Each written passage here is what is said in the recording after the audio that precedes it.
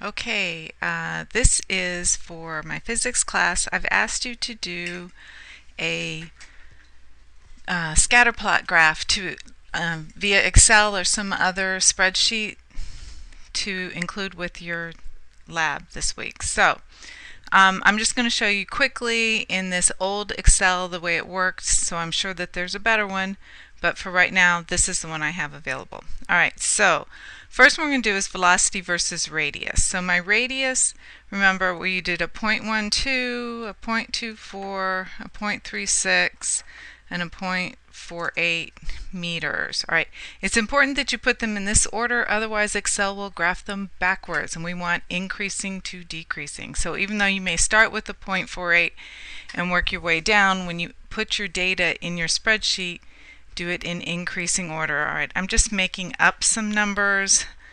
Your data will be very different. So I'm going 1.6 meters per second, 2.4 meters per second, 3.3, and then finally 4.9. Alright, this is the data once I determine my velocity, my radius versus my velocity. Okay, so I'm going to highlight this, and then I'm going to insert a scatter plot. And I'm just going to do a plain scatter plot, voila. Alright, I'm going to get rid of this. I don't need this. Alright, so this is, wow, that's a pretty good line. I made up good data. Alright, so this is my data. Alright, first things I need to label this. So I'm going to, let's see, format? Is it format? No, it's page layout. Yeah, it's page layout. No, it's not. What is it?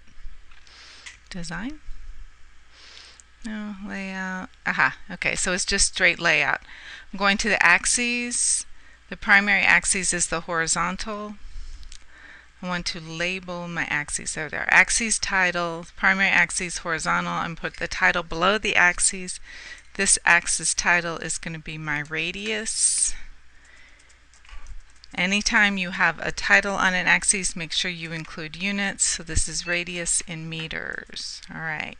Now I'm going to axis title, let's see, my vertical title, however you want to do it. I usually do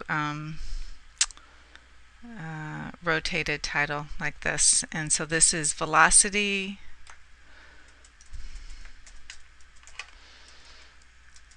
in meters per second, and so it'll make that one the velocity. Alright, I also need a chart title. I'm going to put that above my chart, and this chart is simply a velocity versus radius. Alright, so now you've plotted your velocity versus radius. Okay, so if I come to any data point and I right click, I can add a trend line. Now, most of you have learned this in advanced math this week, that the trend line is the best fit line. I'm going to ask it to display the equation on the chart, and also because you're having this advanced math, I'm also going to ask it to display the r squared value. Remember, if the r squared is greater than, absolute value is greater than or less than 0.9, that's a good scientific fit. Mine, because I made up my data, is a 0.97. Yours may or may not be that good, and that's okay. Alright, so here's my velocity versus radius. This is the best fit line for my data. There's the equation, the best fit line with the r squared value. Now I need to print this to include it in my lab, because I'm going to tape it into my lab book. Alright, if you just print, it's going to give you a full page, and that won't fit in our lab book. So what we're going to do is, let's see, print, whoops, not that one, maybe it was that one, print, we're going to, let's see, select it. Alright, on my printer, properties, I want to go to a smaller piece of paper.